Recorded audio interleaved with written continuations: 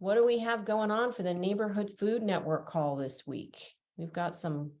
Well, we have Joe Pesci on here, and he has been working on a great seed sharing app. There's going to be a seed sharing app, you guys, that we can all enter seeds that we have been sharing. Can you want to talk about this? And it's going to be a great app, and I'll let him explain. Yeah, give a little background about yourself too, Joe. Sure. So I guess, I'm a software developer and I care a lot about where my food comes from. So I wanted to, we're kind of talking about, how can we make this more accessible to people? And we kind of started with a similar process to the Food Network, is like the neighborhoods, you can work together with their surplus food. So if you have a ton of tomatoes, maybe you want to share those with your neighbors before they go bad. You've done all of your canning and you have some things left over, so maybe you can give them to your neighbors, and this would be a way for you to post up what you have, and then it would go out and notify, if the neighbors want it, go out and notify them that, hey, now Joe has, a bunch of zucchini, a bunch of tomatoes, come on and over and get it. But we kind of evolved this into the seed share mechanism as well.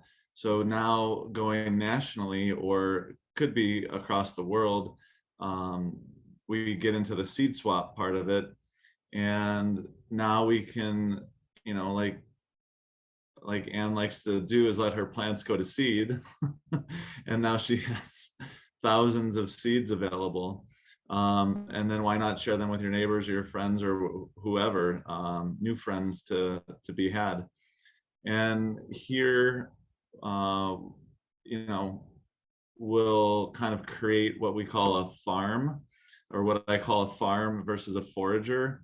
And on your farm, then you'll be able to add the seeds that you have available for others.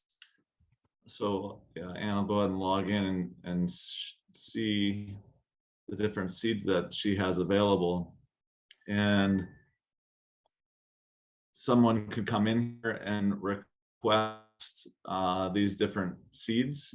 So if you pick on any one of those seeds, you could say, okay, I would like to take 20 seeds, and then, send a self-addressed stamped envelope to Anne, and then get your seeds back in a couple of days. So the idea is it's for free. The idea is that we're sharing with each other, and kind of see where this goes. Yeah, so I have, and it also gives you let me see if I can back out of here. On the back end here, you can go in here and put in a quantity suggestion. So you don't want somebody to say, oh, I want 100 seeds, because then you're giving away all your seeds. So you could put a quantity limit suggestion on, and I started adding my seeds. I still have some more to put in, but once this app grows, I think it's going to be great. I have not done any of the produce part of it yet, but that could come next summer. I think this is kind of what Carol Gervais has been doing with her Neighborhood Food Network, although this is more of on a national scale, that we can send seeds, we can share seeds all over the country as well. Yep. Yeah, this is great. So, yeah, I think we just need to see a little bit of maybe instructions, just so that people are told, send a self-addressed stamp envelope to Anne, for it. Would it be each category of seeds that you want, or could you send one self-addressed stamp envelope and get 3 or 4 different types of seeds? Yeah, that'd be a good idea. I mean, the directions he has on here are how to create your account. Yeah, it's totally up to the farmer in this case. And I think that could be a little bit more clear, but Yeah. in the farmer's case, if they send out, envelopes and pay for postage and all that stuff, it could add up. So that's why the self-addressed stamped envelope. But perhaps we do like a PayPal donation or something like that, and maybe you send a dollar or two to cover that, and then Yeah, whatever you the farmer just sends what Yeah. they feel comfortable, right? well, whatever you suggest, it should be on the website. Because right now there's no directions. I don't see any Well, directions. wouldn't for- it be per farmer to decide? But people don't know what to do. People Okay. want directions. So you should have some suggestions there, and then if the farmer chooses to choose those directions, they can cut and paste and put them in there. But it should say, send a self-addressed stamped envelope to Annie for each category of seeds that you'd like, or for, one self-addressed stamped envelope with, or whatever, like there needs to be directions, but yeah. But yeah, it's great. Yeah, and Lisa's saying goodbye Monsanto, right? Yeah, if we're sharing seeds, then these massive conglomerate seed companies can't do anything about this. They're not, they can't, stop us in the mail. They Right. can try, but Yeah, maybe like on this page, Joe, we could have something on here. For one packet of seeds, one stamp, for 3 and up, 2 stamps. Or, And if you would click on the seed swap icon at the top, there should be a list there, find seeds. And then, so here, we'll get a list, and it'll be, searchable when we get more quantity, but it kind of tells you where they're coming from, Colorado or Minnesota, how many on the right-hand side there. I'm in how many that are Wisconsin available. now. I'm in Wisconsin. Did I have the wrong state on mine? So if you click on asparagus for now, and yeah, okay. I thought I had further directions in there. So anyways, point well taken. So We'll have yeah, some so cookie cutter- I'm in Wisconsin, but it says Minnesota. I guess you'll have to figure that out. no, it says Milwaukee, Wisconsin right there. Yeah, on the previous page, Yeah, I got that. But from Annie Argani's garden, it says Minnesota. Yeah. But anyway, people will click, people probably won't really care, but they can click on that, then they'll see my seeds, and they'll go right to my page. That's great. Can you guys put the link to the app, the website? Yes, and- I plan on sending that out with the newsletter. I just wanted to make sure we showed it, and I talked, So It's, Jill is saying that she heard that a Skyscare.com college, is on the chat. Jill is saying that she heard that a college in Wisconsin had a seed share. Is this the same or another project? I think it's a different project, right? Correct. Yeah. Yeah, that would be interesting. Maybe I can research that more, or let me know about if you know anything about this college. Then maybe we can join forces in some way, if that's. Oh, that'd be great. So yeah, I don't know anything about that. It's the first time I heard about it. So if you heard about the college, Jill, you can email, Anne or myself, zen@momsacrossamerica.org, and I can get that information to Joe. Or Joe, you can put your email in the chat, and people can connect about this. So just so you know, guys, this is an act of rebellion in some states. In California, they tried to restrict, they had a seed law that was passed back in, I don't remember what that year that was. Anybody remember? 2000, maybe 15 or something like that, or 14, trying to actually saying that you could not share seeds past, I think, 3 miles or something like that. Yeah, some ridiculous amount. You remember that? And so the California State Grange people who were at that time, that was still known as the California State Grange, later on they were known as the California Guild. They all got together and crossed some line, and did an act of rebellion and sharing seeds. I mean, that what the, conglomerates, major conglomerate corporations are doing is just trying to control the seed supply and the food supply. And they can't. We've got to make sure that we can support people in growing food. If you do not have money for seeds, or if you just like the idea of being able to grow food that's actually free because you didn't have to pay for it. And they're heirloom seeds, like people like Anne only purchases heirloom seeds. To begin Oh, with. that's another point I want to make to you, to everybody, when you're saving your seeds, if you do buy hybrid plants, the seeds will not be true to that. The seeds will revert back to the mother plant. So if you're ordering some special tomato that's a hybrid, you can't share seeds from that. Because they won't grow.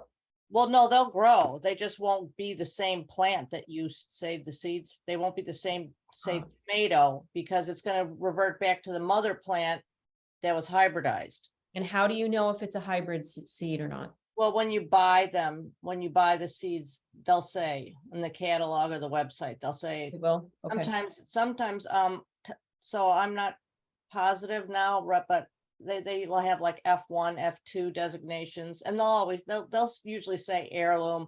And obviously, if you buy from Baker Creek, you know you're getting you'll get a heirloom seeds from them. And Debbie asked, what about GM? They do not sell GMO seeds to for residential at this point.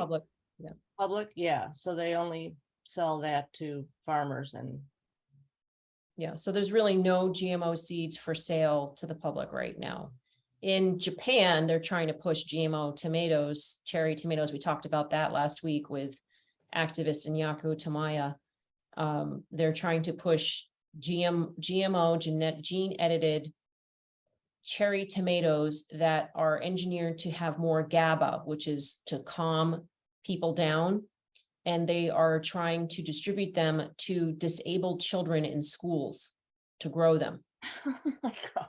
Yeah, that's what they're doing. Yeah, so that these disabled children will grow these seeds and feel happy about it and tell their parents that they grew these GMO seeds, and then their parents will accept that these GMO seeds are good and allow GMO seeds and, GMO foods in their grocery store, to purchase in the grocery stores and things like that. They're trying to get to the parents through disabled children. This is like, you can't make this stuff up.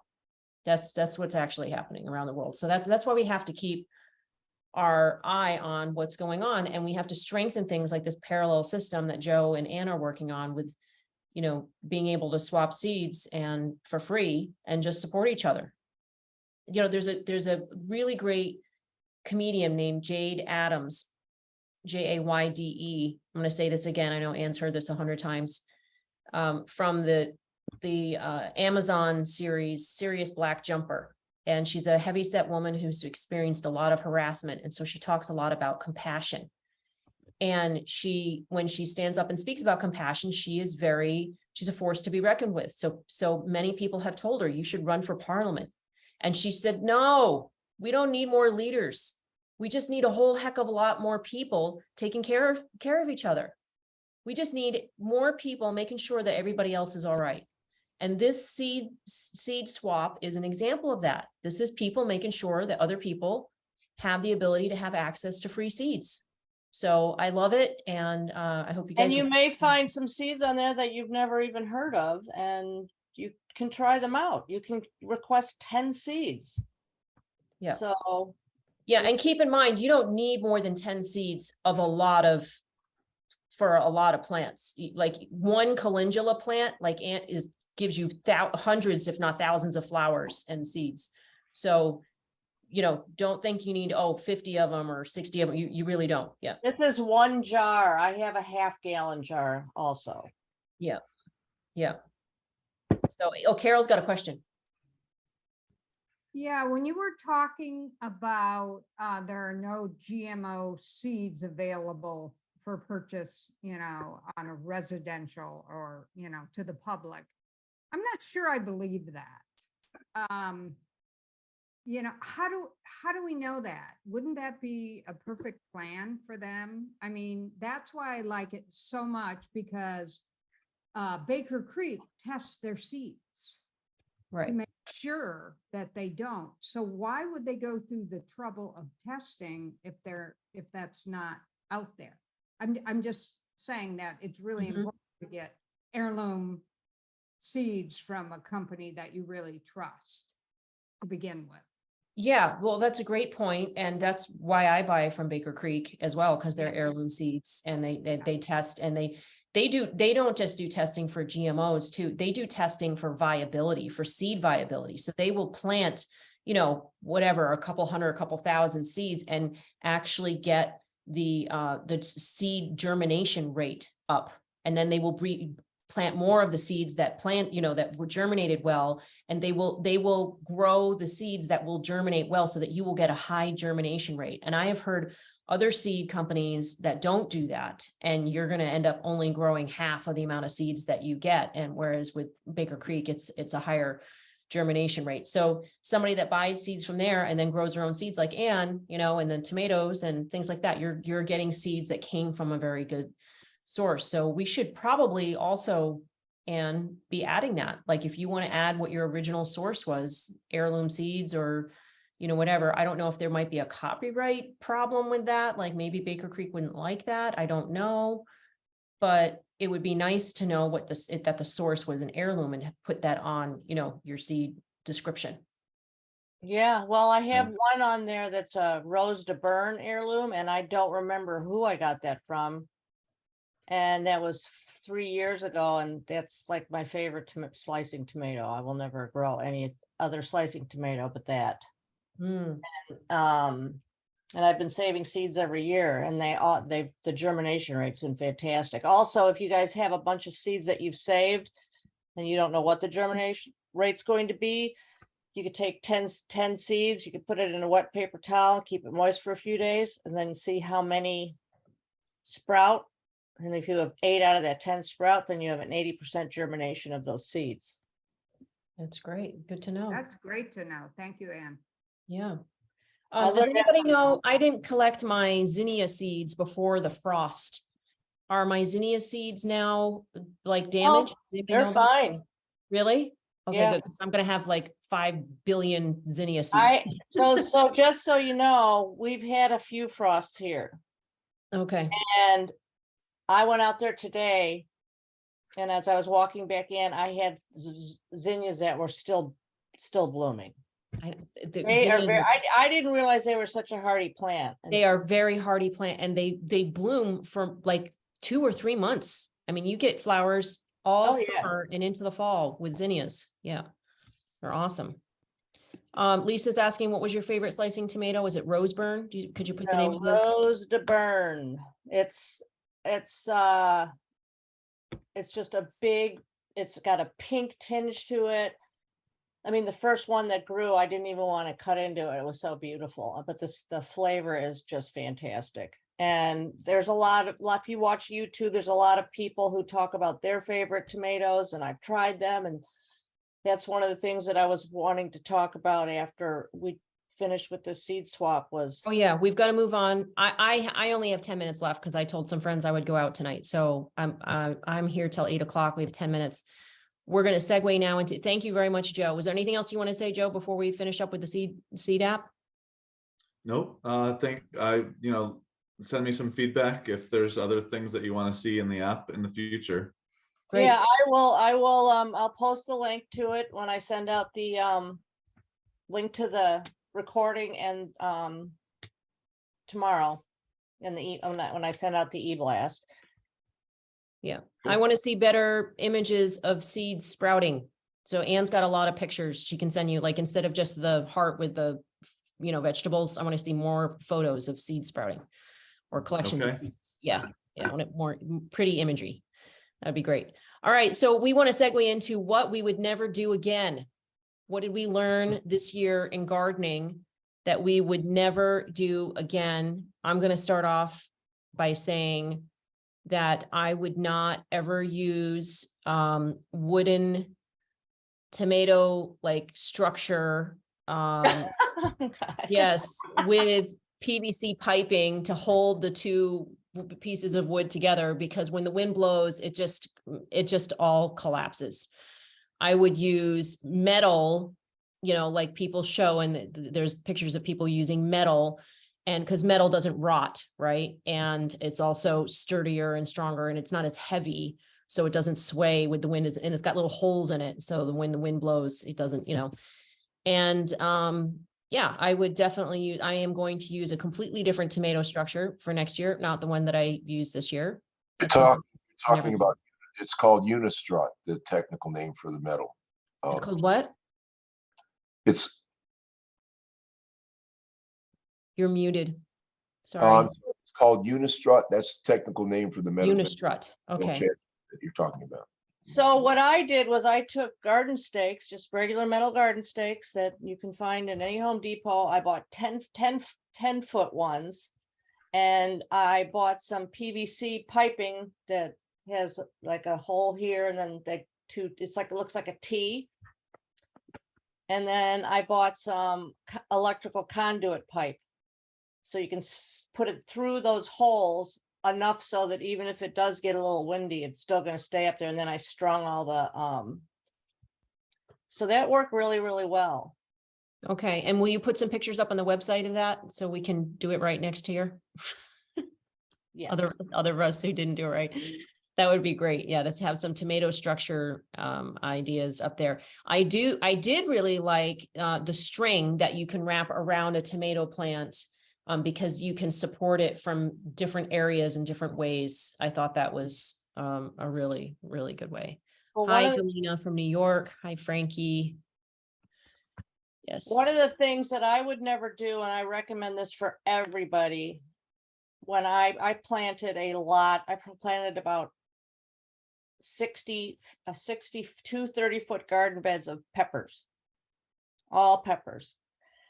And I was planting them and I thought, oh, I'm going to know that this little row right here and this row next to it are all jalapenos. And then I'm going to know that this row and the next row, and I had no idea some of the peppers that I was growing. And so I several times this summer, I kept saying, next year, I am going to I'm going to mark every single plant.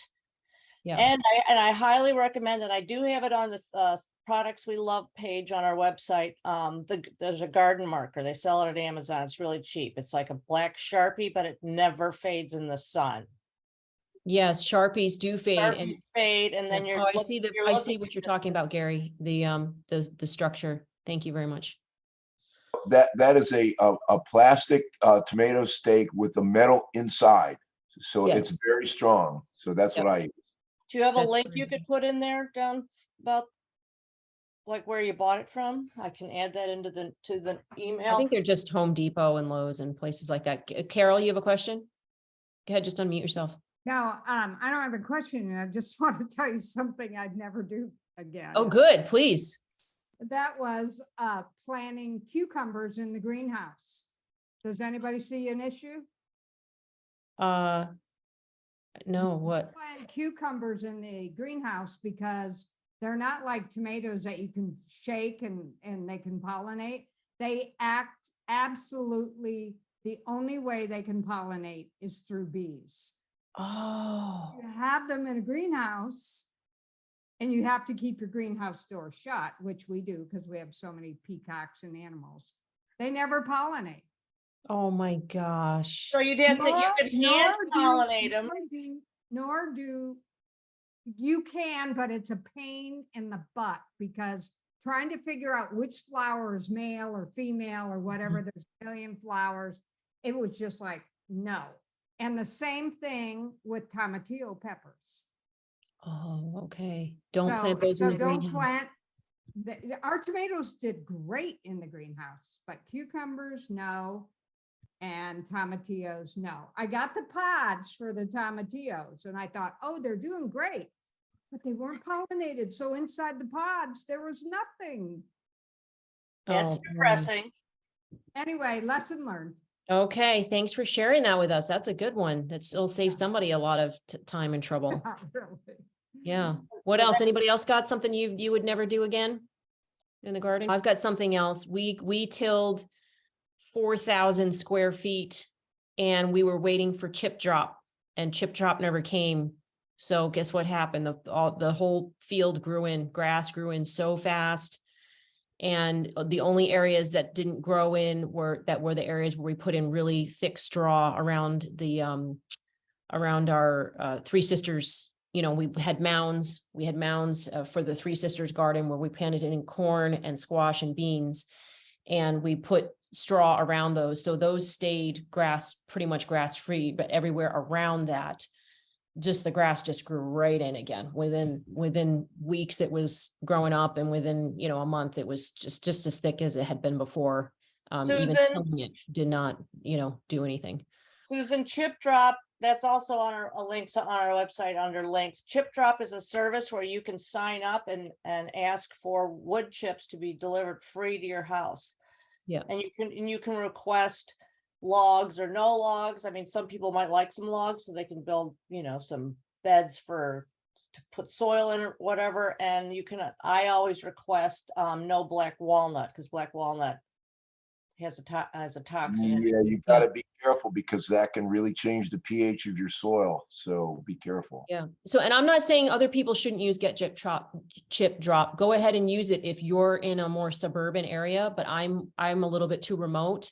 So they never came, and I didn't want to, we just got cheap, and I didn't want to pay tons of money for mulch and wood chips. So we never, did that. I also don't think I would do the Three Sisters garden again, because I didn't plant enough seeds in each area where there's corn. So some mounds only had two stalks of corn, and some had 3. Most of them didn't grow 4. I didn't put enough seeds in. And when you plant by mounds, they're far apart, so I can see now why farmers plant corn in rows, because you get a lot more corn for your square footage. So next year, I don't know if we're going to do a whole field again, but it was really fun to grow corn. I would definitely grow corn again. It's so sweet and delicious, and it was pretty easy. So yeah. So Anne Marie, she says, I will not let fungus on my zucchini leaves get out of control. And that's a big thing here in Wisconsin. And so yeah, you gotta have that sprayer with the baking soda mixture in it. I'm ready for next year.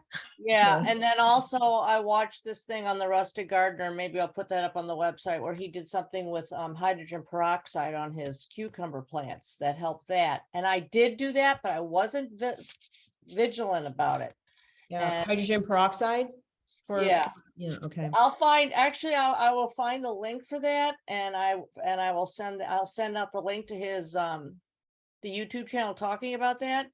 But so now that I am considered an elderly person,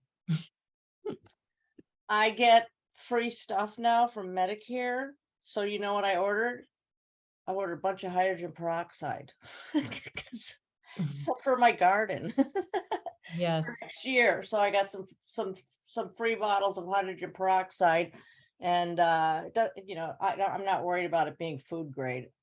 Yeah. And so, yeah. And so for those of you who live in this more southern states, I would highly suggest growing chia. It was the most fun plant to grow. Mine grew up to be over 9 feet tall, but I found out it never flowered, and I never got any chia seeds from it. So I did a little research on it, because I was out in the garden stamping my feet like a little child, and found out it doesn't grow well up north here, but it was a really fun plant to grow.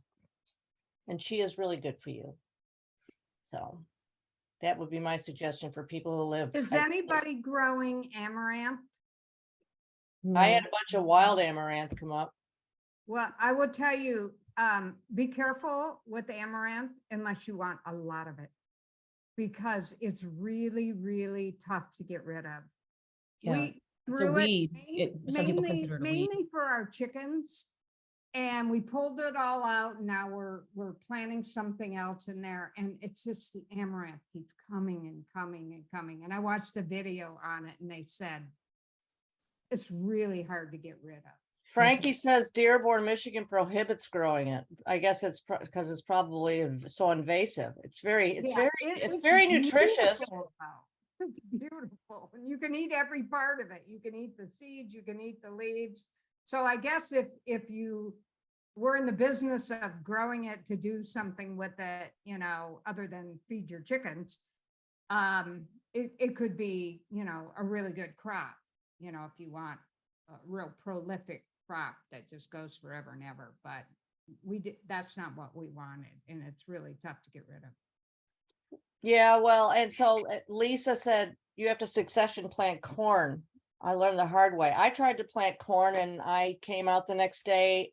I actually started it inside and it got about this big, and then I went and planted it outside, and the next day it was all cut off right at the ground, like an animal came by and decided to just bite it and walk on to the next one and bite it and walk on. So I didn't grow any corn this year, but I'm gonna try again next year because corn is fun. So, and I'm also starting right now, they're called orange hat tomatoes. I've actually got them in my basement right now, and they're probably about 6 inches high. They'll only get to about 9 to 12 inches high, and they produce a ton of cherry tomatoes. So I'm going to try to grow them inside this year so I can have fresh tomatoes this winter. But yeah, I planted 75 tomato plants this summer. I'm not sure that's one thing I might not do next year is plant that many tomato plants. But and you're not supposed to plant tomatoes in the same spot that you planted them the previous year. So that's another thing because of plant diseases. You got to give them away to everybody. That's what I did when I was growing them a few years ago. I had so many, I had to give them away. Yeah, so I was actually starting a page on our website and I was hoping to have it done by tonight, but there was something wrong with the website and it wouldn't take the spacing between words, and I finally gave up.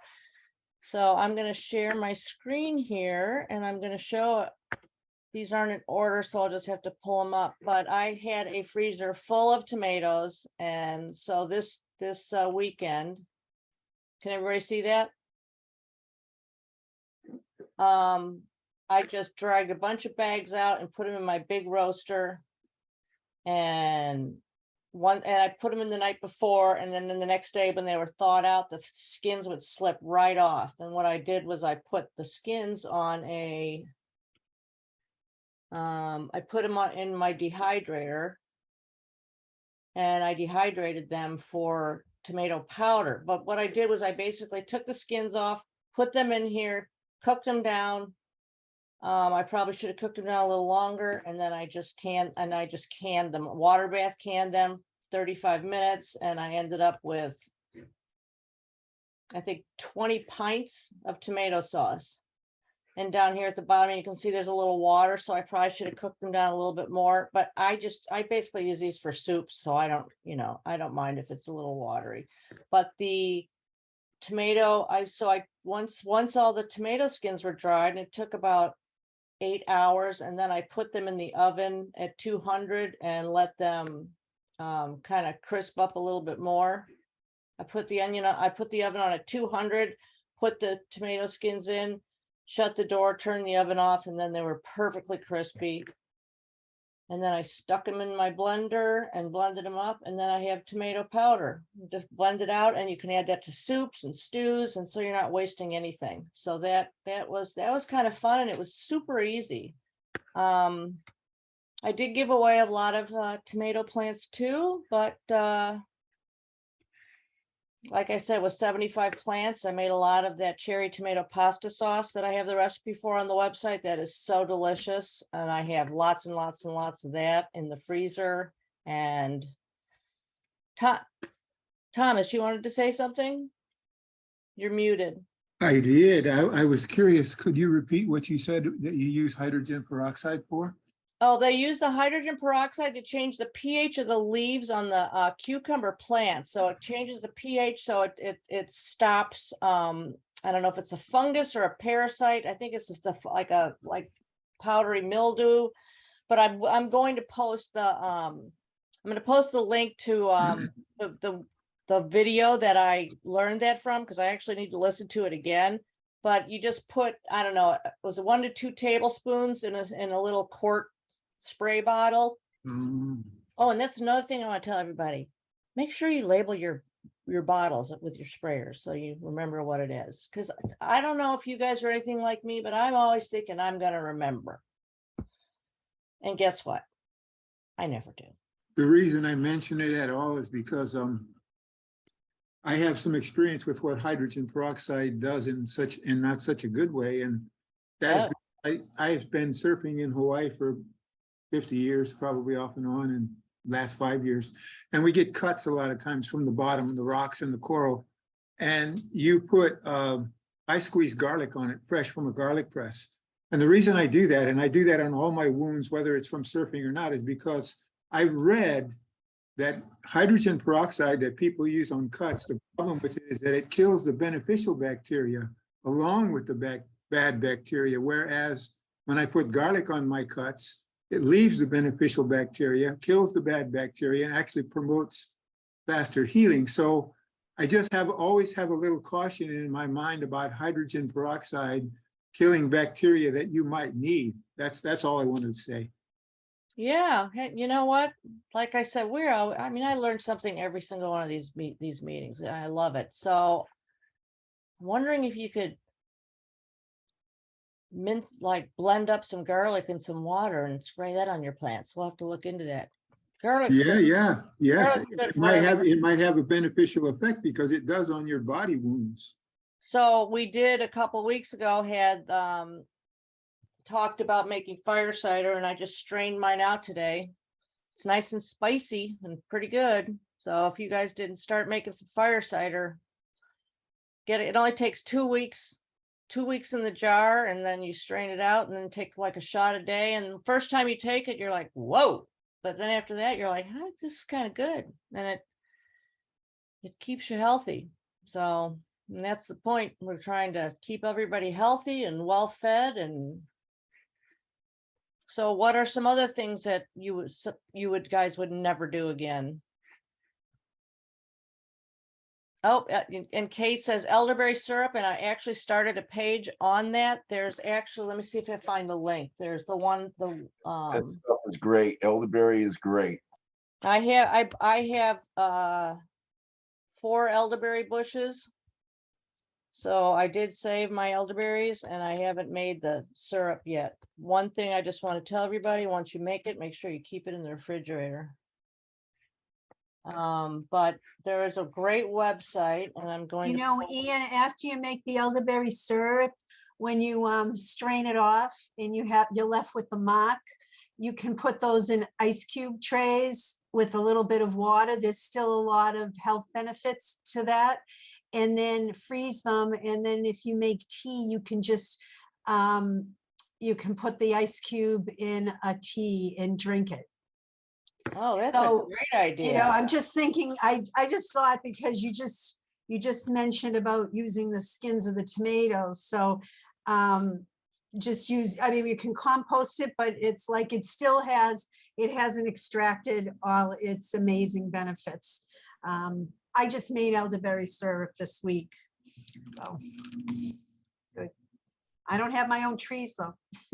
You know, I bought some bush, I mean, you can order these little starts, and I've got to figure out how to, I know it's not hard at all to cut part of a branch off and stick it in some soil with some root.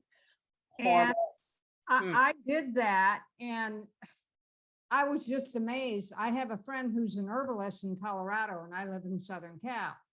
And we were talking, I actually interviewed her on Food Integrity Now, and I said, I want to grow elderberry. And she said, well, I'm going to send you a stick. And I went, okay. So she sent me literally in the mail 4 sticks wrapped in, she kept it moist. She had paper towel around it and stuff. And so I get these sticks, and she said, you stick them in water and let them root, and put some root grower in there with it. And it takes about 6 weeks. And I really had low expectations on this. Oh my God, they grow like crazy. And one of them, 3 of them didn't really root correctly, but one of them did.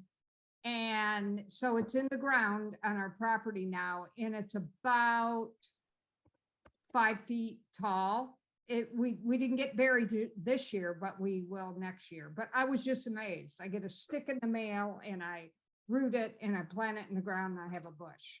I was driving around with my friend Michelle and we found several wild elderberry bushes. So we went and harvested a bunch of those too. So I'm becoming quite the little forager. Michelle, who's on the call with us, she's got these eagle eyes that she can see stuff that you're like, what? She's like, elderberry bushes. I'm like, okay.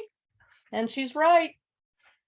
So she's one of those ones that can find like a small little mushroom in a leaf littered forest floor that nobody else can see. But yeah, elderberries are great. And yeah, Tandy said with the with the elderberry and the ice cubes that you could maybe throw them in your smoothies. So I make smoothies pretty much every day, and I throw a lot of stuff in there. If I listed everything I put in my smoothies, people would think I needed a 12-step program. So I had a video I wanted to share with everybody. So somebody had sent this to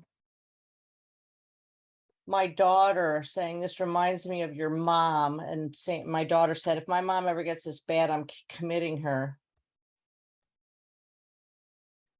And so I wrote her back and I said, well, it's something I can aspire to anyway.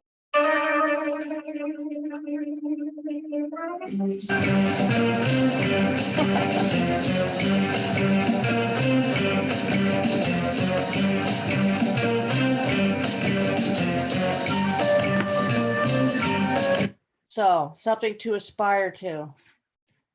Does anybody have that many cans in their basement? I bet you do, Ann. No, I don't. Maybe Although half. I have 20 more than I did yesterday because I put those tomatoes down there. But I literally have been buying, like people have been selling like bookshelves for $10. What Even basement? though it's kind of beat up, I'll go buy it. I'll throw it down in the basement. And people are like, what do you want for Christmas? I go, I'll take some wire shelving. They're like, what? I'm like, Oh, I have to buy a farm. I have a less than a half an acre and I'm still dumbstruck at how much food I've been able to, how big my garden is. But Yeah. I keep looking around my yard going, I have some big, beautiful, probably 100-year-old trees in my backyard. I'm like, can I cut that one down and get some more sunlight? But I did win the I didn't win the Powerball, so I it's now up to 1.9 billion. And we were all talking. We had a little ceremony about what we were going to do. And I was like, I was going to buy a lot of land and build an intentional community. And my friend Roseanne was going to put in a healing center. And Carol will be in there doing stuff. And it was just- If people want to look in the chat, I just wanted to share that I posted a picture of our butternut squash and our root cellar that I'm really proud of. I will share the screen right now. And so Okay, everybody do can that. see it. Yes, Carol has been talking to me about this. And oh my Lord. Wow. Yeah, Carol has just gone running with this farming thing, and it's been amazing what she's done. She's with her little neighborhood food network, and that is amazing. What are you going to do with all those? Well, it's not just me. So there's 3 families on this farm and we share in everything. We share all the food. We'll trade some of it and we'll use a lot of it because there's 6 of us and we all love butternut squash. So I also love that shelf. yeah, that's and the other side of the root cellar. It's going to hold all our sweet potatoes, which we just started harvesting. And I estimate that we'll have about 500 sweet potatoes.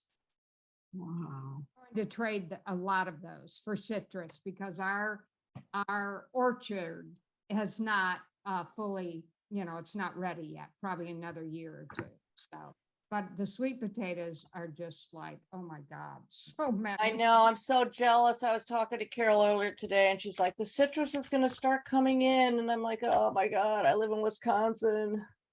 Carol, how long will those butternut squash stay during In the a root winter? cellar, Yeah. they'll last us until summer. Really? And Yeah. Is there a certain 50 temperature? It's 57 degrees. It's, you know, it's wine cellar temperature too, you know. If you were a wine collector, you could put your wine in there too. So that's amazing. Yeah, yeah. Yeah, it's so fun, but it does take a lot of work. I mean, you know, I'm a nutritionist and a life coach and I do a radio show. And when people ask me what I do now, I say, I'm a farmer. Well, that's like when my doctor asked me if I exercised and I said I garden and she's like, that's not exercise. And I'm like, yeah, I just moved 9 dump trucks of wood chips. And this last week I got a friend closed down one of the farms he was leasing and gave me a bunch of Will Allen, and he gave me a bunch of 2x10 boards. So I just rebuilt 6 of my beds. So that was some good work. It's good exercise. So Frankie says, Carol, did you grow your squash on a vertical support or on the ground? On the ground in between the fruit trees. We had no idea we were going to get this many. Yeah, it was crazy. Just on the ground. Wow. All right, well, I think that's about it for tonight, unless anybody else has anything they want to say.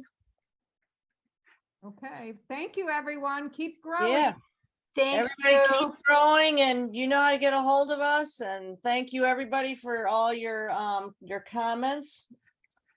And we will see you all next week. And I will try to get that recipe up, and I will send everybody the e-blast out tomorrow and with all the information. Bye, Thank everybody. you. Have a great Bye. time. Bye. And bye, everybody. Night. Bye. Good night.